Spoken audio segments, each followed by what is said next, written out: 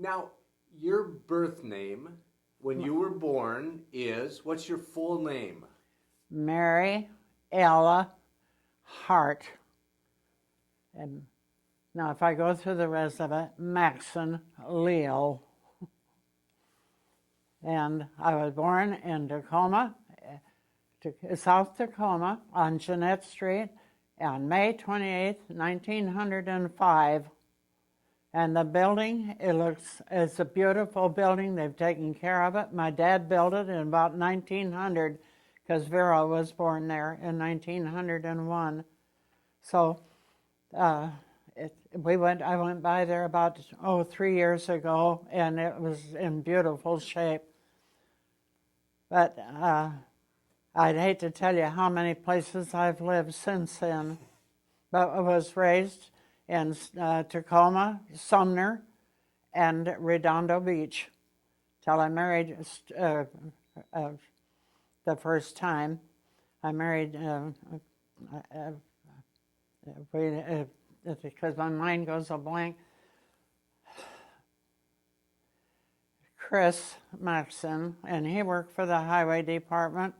So we moved every place until the kids got in high school, when I refused to move anymore. So I moved back to Olympia, and I've been in Olympia or Tumwater ever since then.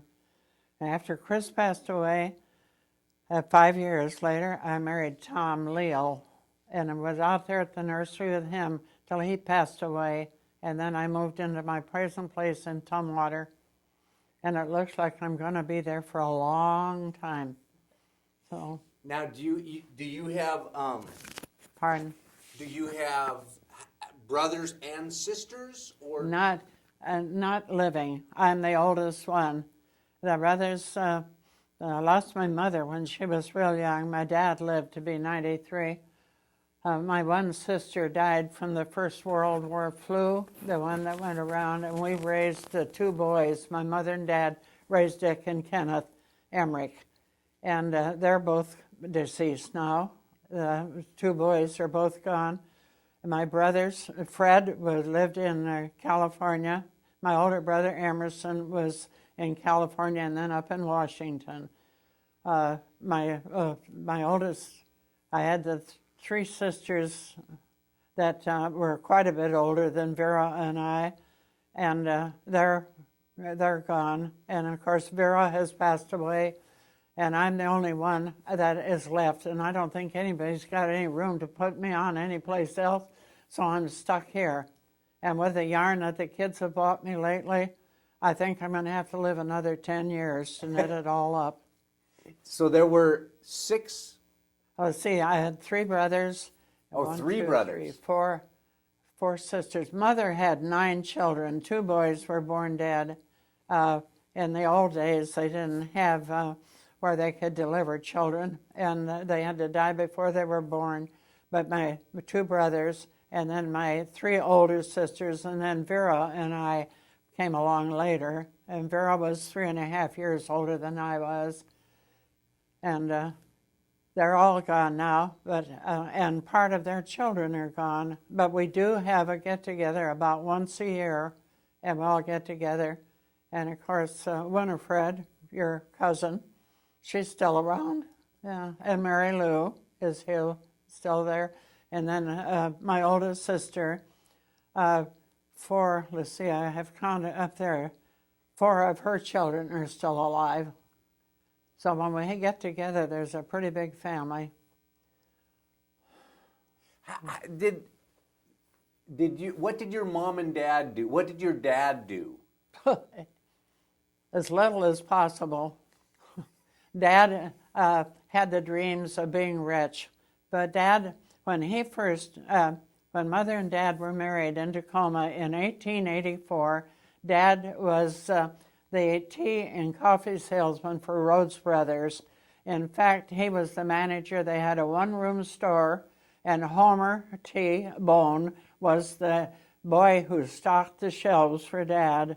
And Dad would come down, when he left there, he was tea and coffee salesman. He would come by stern wheeler to Olympia, stay all night with your great-grandparents, go down to Shelton and come back and stay all night with him, and then back over to Tacoma to work. And he was with your, well, it'd be your great-grandparents when he was establishing his, the Olympia beer. And he was the one, when he talked with Dad, he said when he traveled all over the world and he got to Olympia, got to Tumwater and tasted the water, it's the water. And that's the deal that stayed with. So my dad was really friends with your great-grandparents. And then after he left Rhodes Brothers, he went up to Alaska a couple times to try to find gold mines. He didn't find them. He came back. And then when I was 5, he bought the place in Sumner. We had a farm there. And Mother raised chickens and really made the money on the farm. And Dad had the fruit and vegetables. And the interesting thing about that was during the First World War, once a week, they would send a truck out to our place, and it would be loaded with soldiers, and they could get all the fruit that they could pick. And then Mother fixed a big chicken dinner. So every week, every time they came, there was a mechanic came along because he didn't want to miss the chicken dinner. And so we had a lot of contact with Camp Lewis, and your great-uncle, Frank, was with the horses there. We didn't, of course, he wasn't in the family yet then, but I had a lot of fun teasing him. And I wouldn't dare put this on the record of what I used to tell him, but and I won't tell him why I told him that, but I told him he was one of the original pilots in the Army, because he was with the horses when they went to France. I don't know whether you knew that or not. I didn't. I knew he was with the cavalry. Yeah, well, their outfit went to France, and he was over there during the war. And then when he came back, when he went to work for the state, he met Vera, and I met Chris on the same deal with my husband and Vera's. So we married into Olympia. Now, had Chris been in the service too? No, he was younger, and he was up being examined to be put into the Army when the phone rang and the armistice was signed. And he said he nearly ran out without his clothes. He was so tickled because he didn't want to go in the Army. No, I don't know what he did before he started working for the Highway Department, but he worked for them for over 30 years. So we traveled a lot in this part of the state while he was in it until the children got in high school. And then I've been in Olympia and Tumwater ever since then. Was Chris too old for World War II? With the Highway Department? Well, when we were married, he was a topographer. And so he would be in the office part of the time and then out with his crew and on location. And very seldom it wasn't location. And then after I moved back to Olympia, he went into the drafting room, and he stayed there till he retired. What is so you, as a little girl, grew up in Tacoma, mostly? Well, no, in Tacoma. I left there when I was 5 years old. Oh, okay. So all through my school years, I was in Sumner until we moved to Redondo, and then I went in training for a nurse. Well, first I went to business college, and I went to night school and business college. And then when I was 16, I went in training for a nurse. And I stayed there for a while, but my mother was sick, so I quit and came home to take care of her. So I was at home with her until they moved to California, and she passed away down there. And Chris and I were married just about a month before she went to California. What year did you get married? Do you remember? 1920. Let me see. What Mr. 1926. Yeah, we were married in Tacoma, and then we lived in Olympia the first year or two, and then we started. If we were any place 6 months, it was lucky, but all over this part of Washington on location. So I didn't have time to establish long friendships, But when I was a girl, we lived out on the farm, and I had one or two really good girlfriends there. But I imagine they're long gone, because not too many people have to live as long as I do. So I don't know for how long until it's time to go. You've seen a lot of history. I mean, when you Yes. look at everything that you've seen. Now, Yeah. you were married almost 20 years before Pearl Harbor. Oh, yeah, Stewart was old enough. He was a senior in high school. My son was on Pearl Harbor Day, and he wanted to enlist in the Marines, and I wouldn't let him till he graduated from high school. So he got busy and found out that if they would draft him, they would give him a diploma because he was a senior. So he got turned down by the Army and by the Navy, but the Marines took him, which is where he wanted to go. So he was with the Marines all during that Pearl Harbor.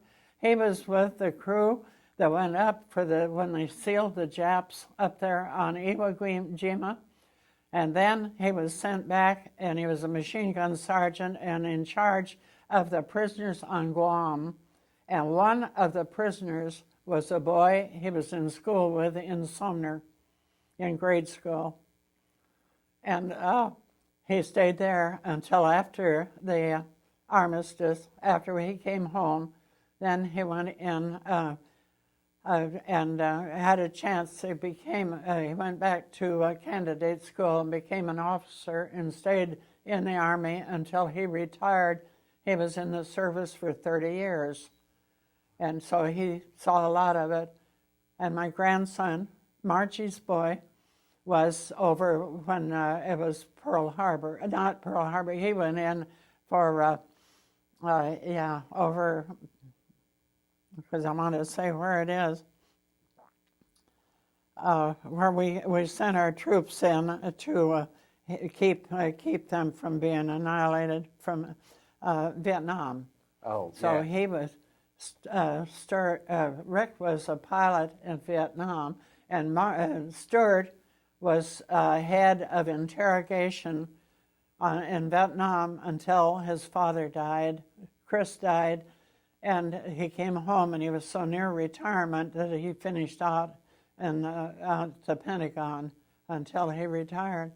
So I've had a lot of experience with kids in the service, and I've been through a couple of depressions that would knock your ears off. As a mother, when your son Stewart came to you, when your son Stewart came to you and said, "Mom, I want to go into the service." Now, this was after Pearl Harbor had been attacked? It was right after Pearl Harbor. I was on the draft board up there in Port Angeles and had to have his name because he was 17. He had to register. But I wanted him to have at least a school background, a high school, before he went into any service.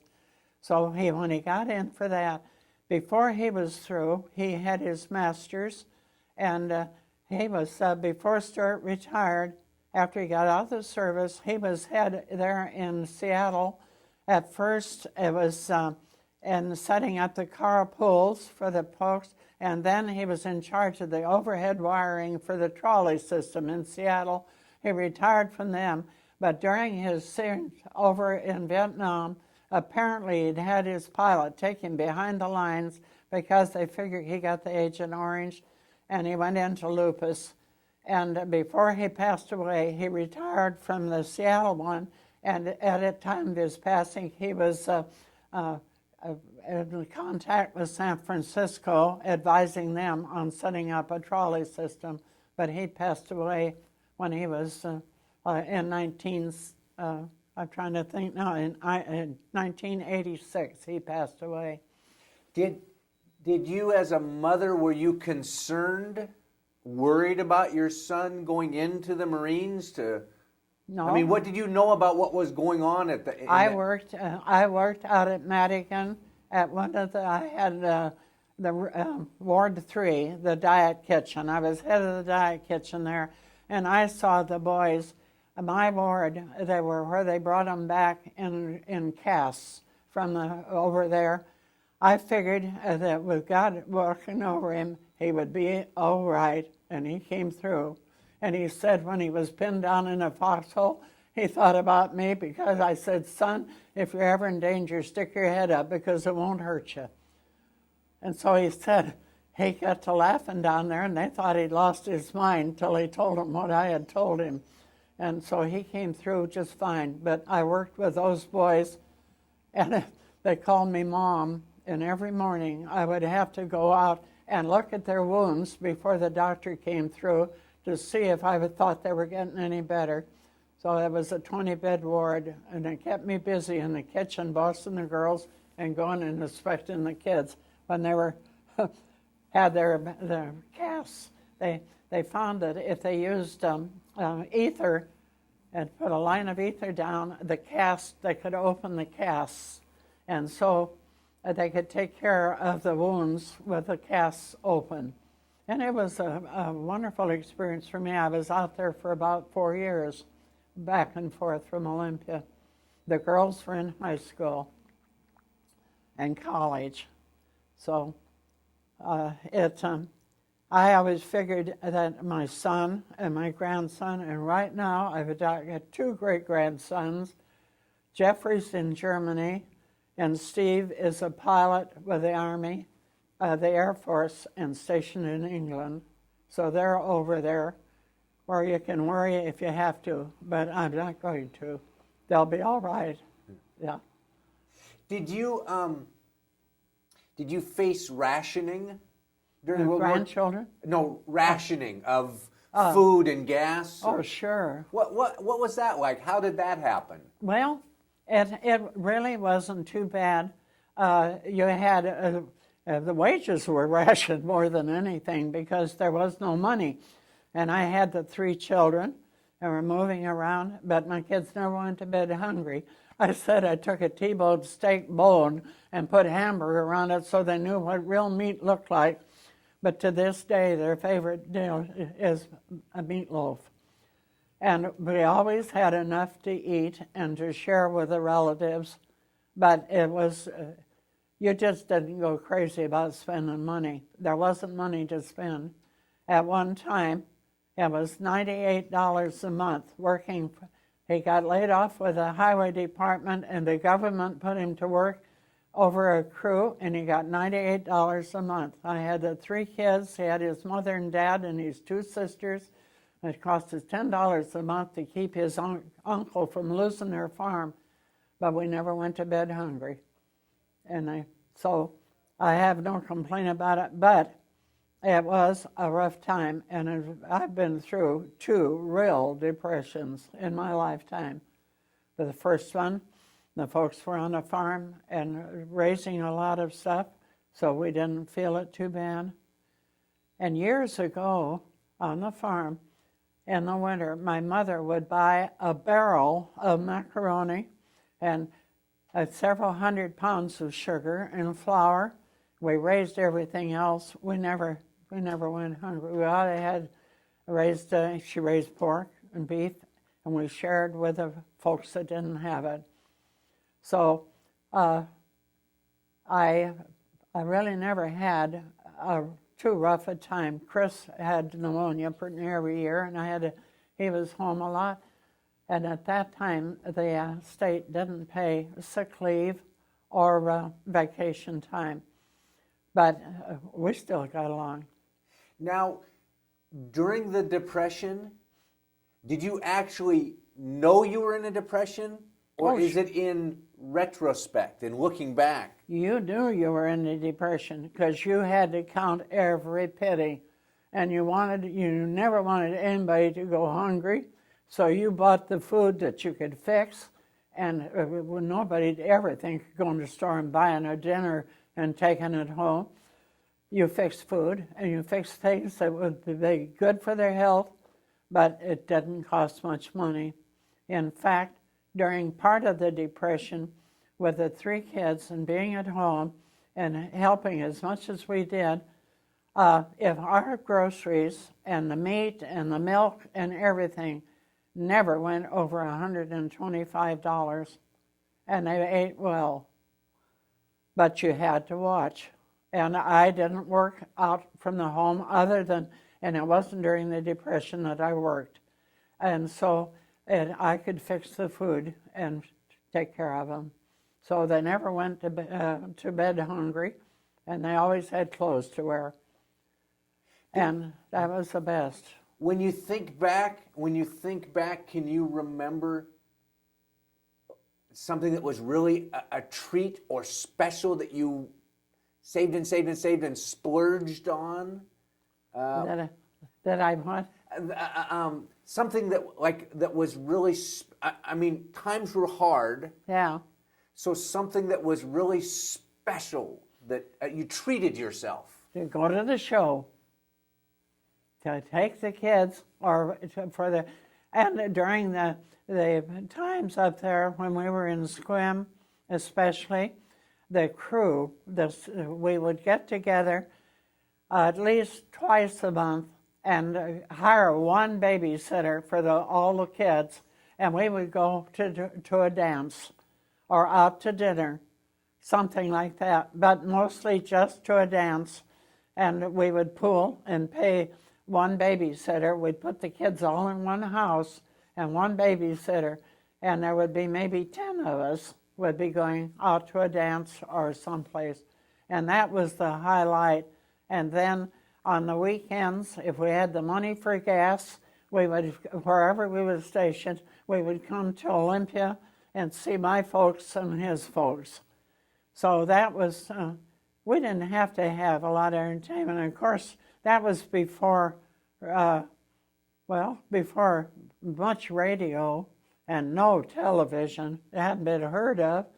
And you couldn't carry the Victrolas around with you because you had to pack everything in a car when you moved. So you formed your own entertainment. And we'd play cards. The gang would come in, we'd put the kids to bed, and we'd play cards. It doesn't take to entertain like they demand now. It's, I feel sorry for the young folks that are getting married now, or have been in the last 3 years. Think nothing of $10,000 for a wedding. Maybe it lasts a year, maybe it doesn't.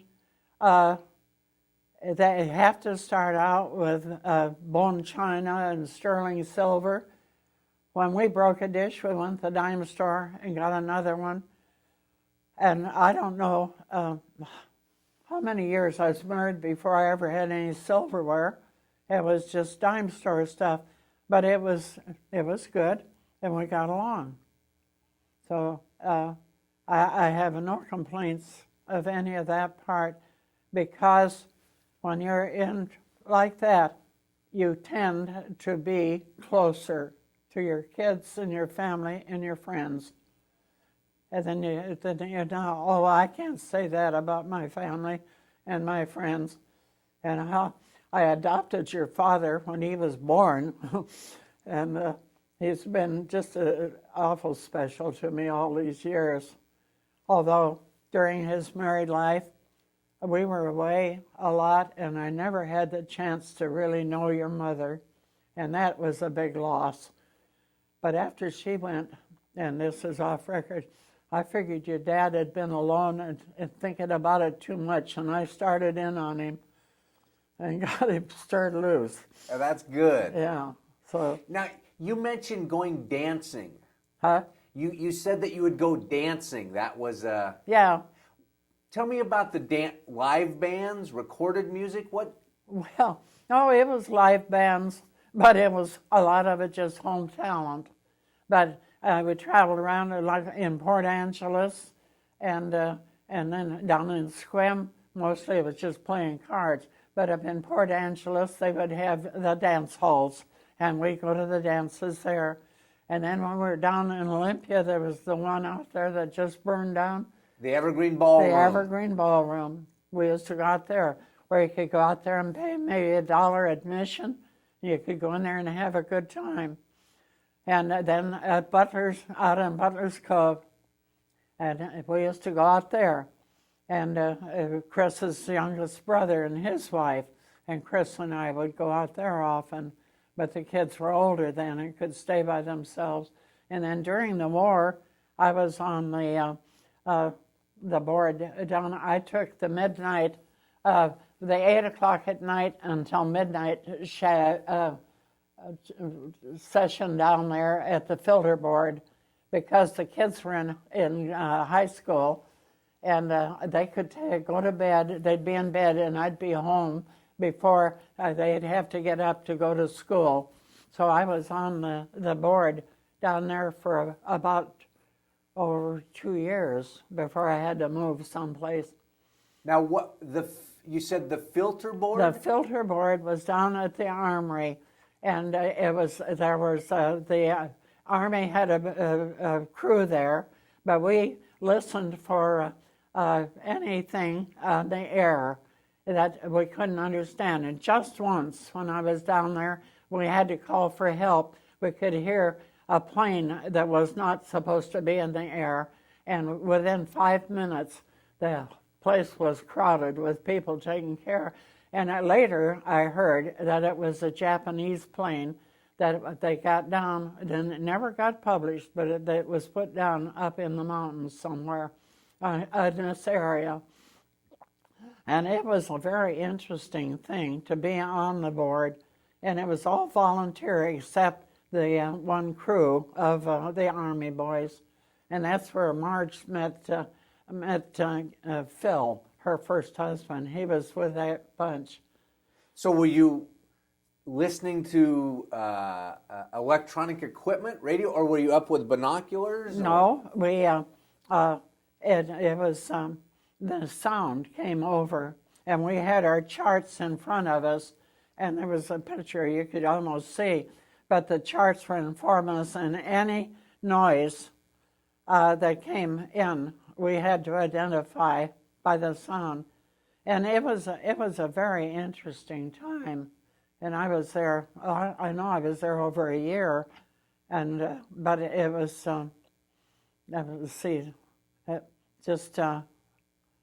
just before Stewart went in to the service, so the 3 kids were home during the time I was down there. But it was very, very interesting.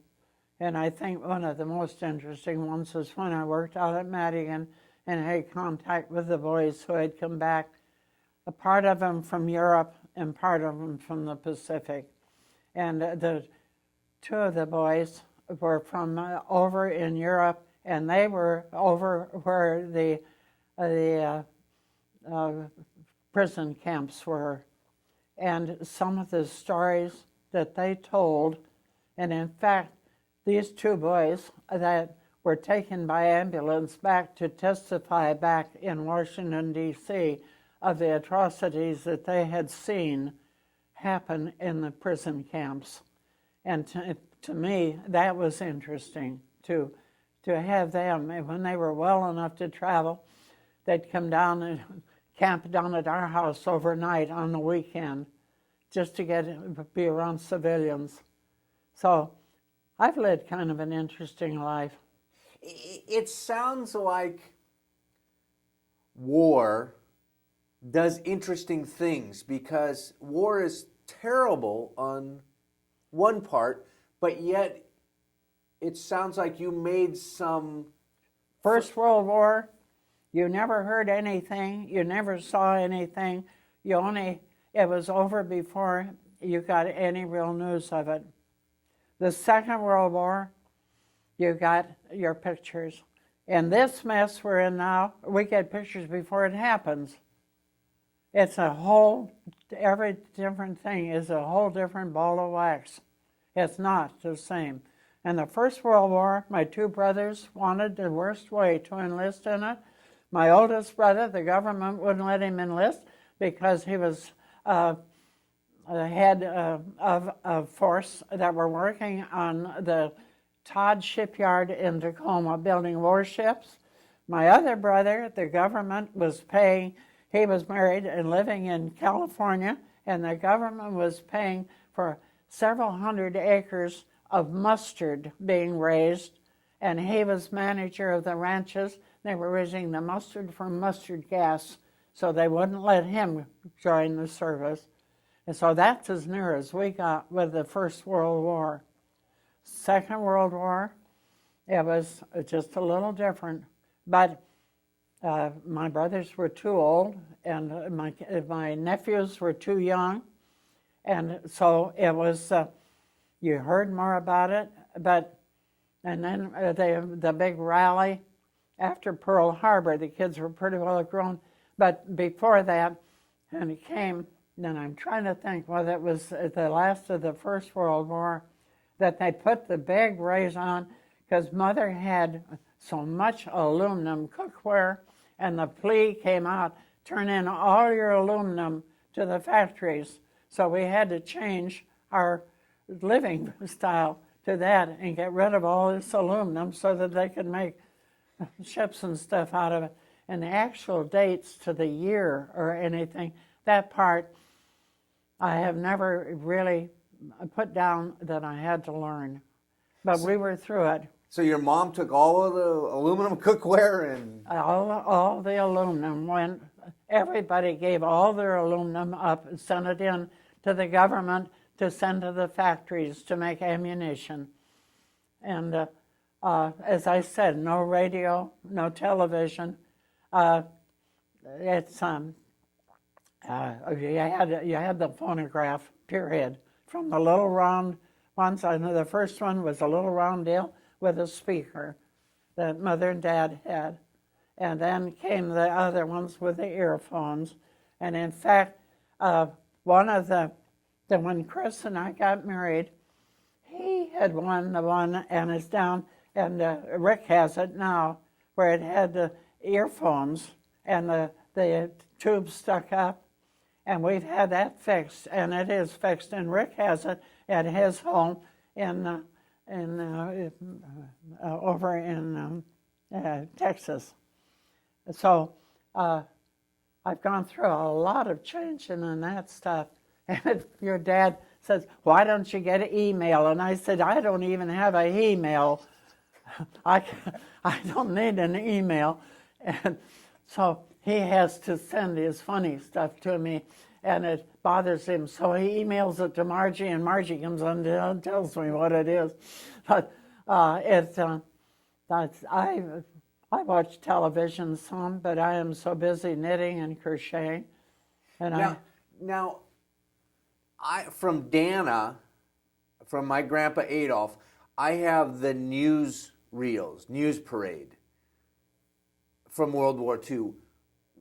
Where were those shown? I mean, how did you get the news about what was... Did you have to go to the movie theater to find out? No, you didn't have any of that. At least, no. We didn't have the World War II. The radio had come in, and you did hear over radio a little of it. But and now you see the gun before the bullet goes out. And is that for better or for worse? Do you remember where you were when you heard about Pearl Harbor being? Yes, I was in Port Angeles, and I'd been working on the draft board before then. And as I said, one thing that made me so bitter about Pearl Harbor was that in my church work, I was a teacher of the kids in high school and junior high. Any serviceman who came into the church, I took home for dinner. And this one sailor was on one of the ships that was sunk. He was saved, but he was so bitter about what went on. It is things that you will cut part of this, I hope. If you promise, I can talk about some of it, but I wouldn't want it to go over the air. Sure. He saw his buddy blown through the bars of the stairs going up. Their ammunition stores were locked. The head ones were out at a banquet. The Japanese had ordered a big banquet, and the first time in history, all the ships were ordered into Pearl Harbor. 3 days before this, the radio fellow on his ship had warned the commanding officer that they had unexplained noise in the water to look, and he was told to shut his mouth. And these kids couldn't even get a gun to protect themselves. And one of our fellows that worked for the state was over there and had a house, and the fellow next door to him was a Japanese mailman. When the whistle blew, the Japanese mailman went into the house and within 5 minutes came out of the house with a Japanese officer's uniform on. Now, they had known that this was coming long before, and Roosevelt was at Yalta signing the big deal at that time. Why were our ships ordered into there? That was the only way that they could make the United States mad enough to go that the people would support the war. And I didn't lose anybody in that war, but I've been bitter ever since then to think that we had to lose all those people to make us mad enough that we would go into a war. It's just didn't seem fair. And of course, there were things that went on there with the election and so forth that I should not even remember it, but I do. And those things I shouldn't remember. But during the rationing, when we couldn't had orders, one of the funny part of it was there was a Texas outfit that had a bunch of steers they wanted to butcher. The government gave them permission, but they had to keep 3 for breeding purposes. Now, if you can breed a steer, you've got something that hasn't been done yet. And that was just one example of what went on at that time. And Hoover, the 3 C's, and the 3 C's and WPA, Hoover had that set up, and the kids were out there. The 3 C's, they sent the young kids that didn't have jobs out in the woods building roads, and $30 a month went home to the parents, and they got the board and room. The WPA, my brother-in-law got laid off because he was over 50. He went out there, he said some days they'd take the bricks and take it over and they'd pile it on the other side of the road, and the next day they'd pile it back. But at least they worked for the money. Hoover got out, Roosevelt went in and signed the papers. Roosevelt's picture, all the old ladies had his picture up there, and they worshiped him instead of God at night. And one of my friends who had been what I would call a rabid Democrat told me, she said, I never was so disgusted or hurt in my life, and I never changed my mind so fast. They had 2 animals they wanted to kill, and they wanted to give one to their neighbors who were hungry. The government had an armed guard stand there and made them bury the other one, would not let them share. And it made a Republican out of a Democrat. And she was so bitter about it, and I said, well, it's just one of a few things that have happened. But I said, you've got to roll with the punch, you've got to go on with it, but there's one thing coming up right now that's going to be a headache to you kids, not me. And it's the first time I've ever written to my representatives here in the state. The day that is where you're going to have to register, Republican or Democrat, is the last day I'll ever vote. And I told them that. I said, what happened, I know you kids don't remember, what happened was, as soon as Roosevelt went into office, everybody that worked for the state that was a registered Republican was cut from the payroll as the day they were sick.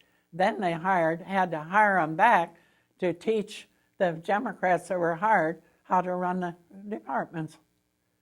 Now that doesn't good for good citizenship. And if we're still off the record, our problem is we've gotten too far away from religion. We have knocked it out of schools. You can go out and swear write down a bloody streak, and you can call Jesus anything you want to or anything, but don't you dare mention his name in school, not in the class. You can get out there. But if you want to talk about condoms, jeepers, we'll have a big discussion. There is where we're going wrong. And right in today's paper, the one organization that is so radical is up now. They brought some of the prisoners from over there over to the islands. Did you read that today?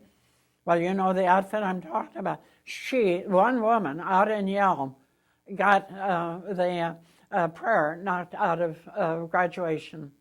One woman, but I said, I'm at fault because I haven't, as a Christian, it is my duty to try to get it back. But are we going to keep on going over? If we are, we're sunk. The only way we're ever going to do is to unite. We cannot have this in the rabble-rousers and getting the best of us. Now, shut up, Mary. No. This is because this all fits in to show how history progresses and changes. Oh. How different during World War II. This is a tough question. How was the world different? Let's say in Port Angeles. Yeah. Well, it's I just don't know. The families are not families anymore. When you kids were raised, you were a family. You had a mother and a father. Now, I bet you, if you'd have been down on the street, a yelling and a drinking, your dad had been down there and had you by the ear and you'd have been home. Now your mother and father are out with dope and they don't even know where you are. It's our fault. So what was then, let's go back to 1940s in Port Angeles. Well, Roosevelt went in 1930. Was it 1930 or 1932? It was in the very early 1930s. Hoover came back and worked with him for nothing for 6 months to get this straightened out. But Hoover was a no-no. And what I noticed today, I have never voted a straight ticket in my life. I have tried to vote for the one I thought was best. Usually they weren't. But a fellow called and he said, what are you, Republican or Democrat? And I said, I'm an American. He said, well, how do you lean? And I said, forward mostly. And he said, well, how do you do the vote? And I said, well, I'll be honest. I read up and everything, and I vote for the one that I feel is best qualified, and 9 times out of 10, he's a jerk.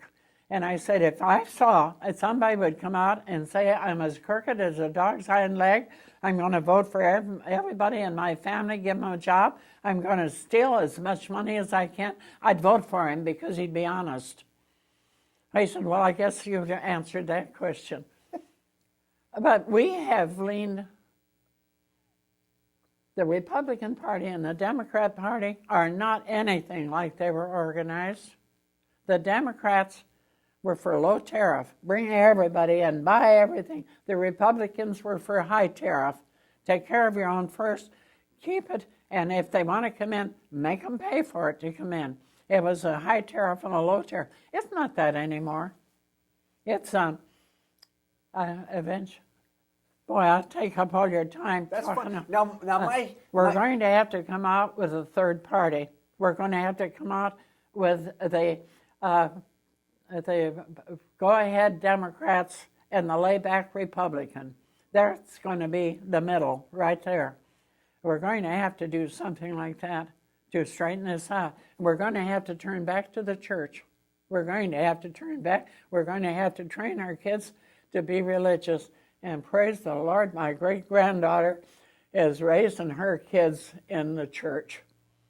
And I don't say you've got to be on your knees and hoping and hollering, but you've got to live by the 10 Commandments. Now, I said I'm going to rewrite them. It's going to do others before they do you. And respect your mother, but who in hell's your father? They're trying to do away with that. Now they're trying to make it law where the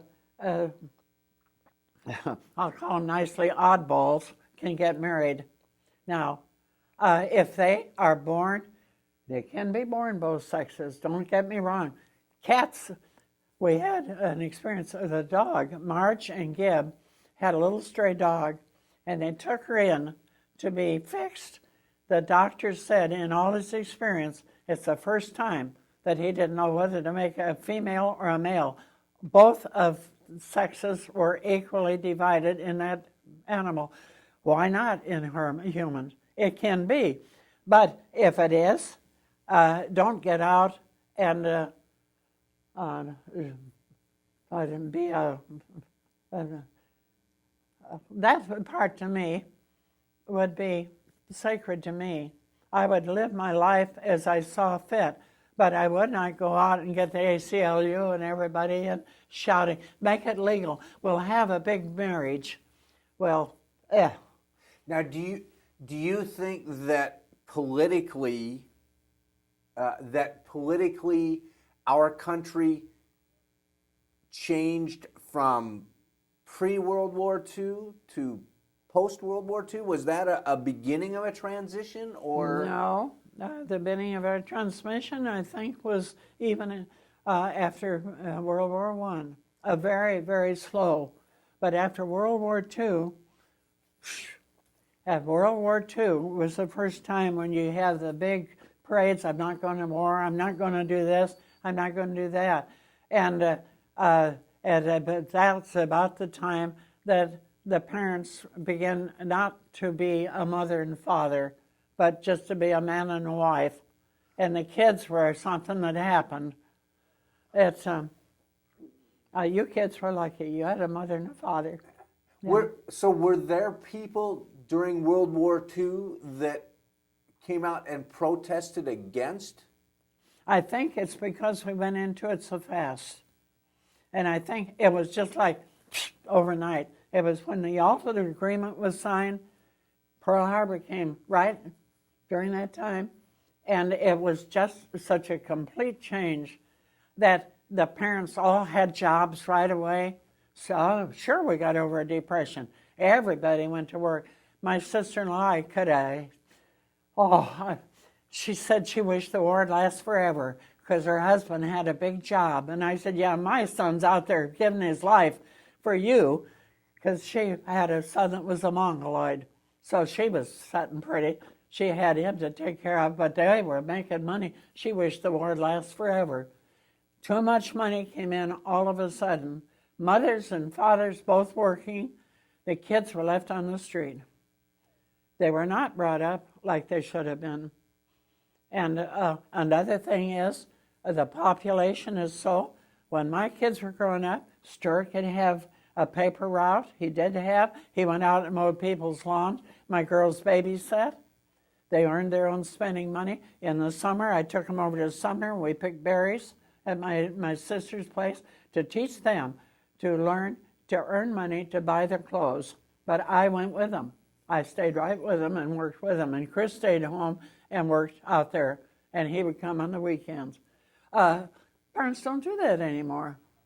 And so it isn't the kids' fault so much. But I don't get out any at all with this back. I'm housebound.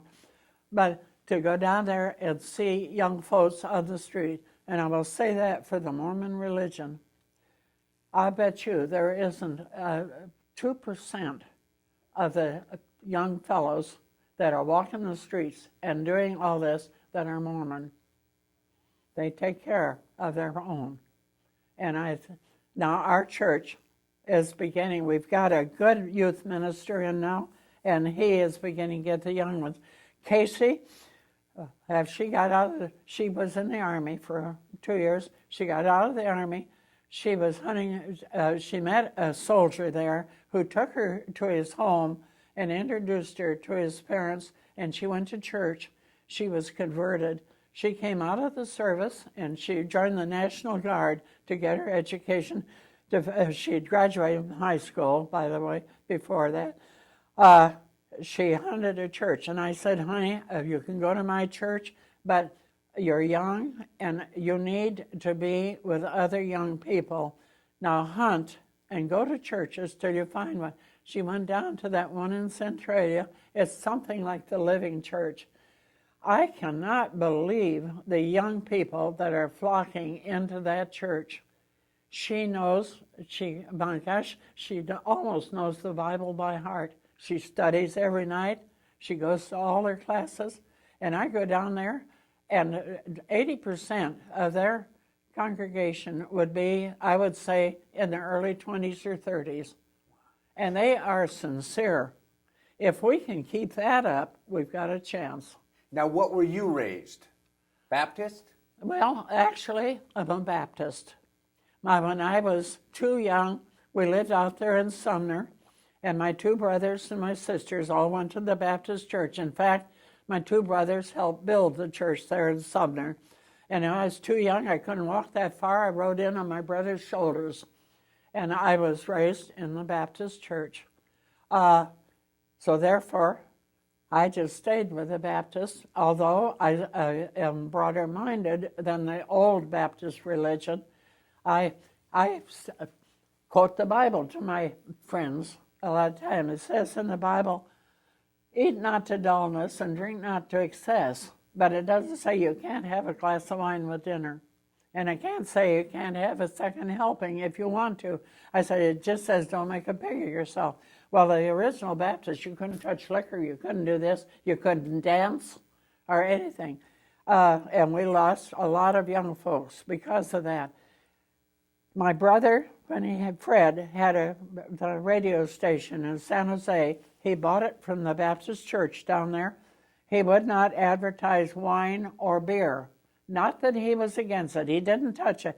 But he said if he was responsible for one person becoming an alcoholic or getting lung cancer, he would feel responsible because it was advertised over his radio. So he would never let it be advertised as long as he had the station. Then he went to Honolulu and kept it until he thought the Hawaiian Islands were going to break away from the government. So he sold it there. But he lived his religion, but he drove 40 miles every Sunday for 10 years to preach at a church because the minister was paralyzed and needed the income. So my brother went down there and preached so the money would go to that fellow. They could keep him on the payroll till he passed away. He lived his religion. And I'm not a very good Baptist. I said I'm a Baptist by religion and a Mormon by the way I hoard food. We finally got the deal built and my driveway's fixed now. Yesterday, Marion and Casey moved all my canned stuff out of the back bedroom and my living room out into the deal. So I am well stocked with food, but I believe there's only one religion. If you've accepted Christ, you don't have to worry. Whether, as I said, one Catholic gal, she said, "Oh, and you just sit and pray." And I said, "What's the difference? You wear out your knees, and I wear out the seat of my pants."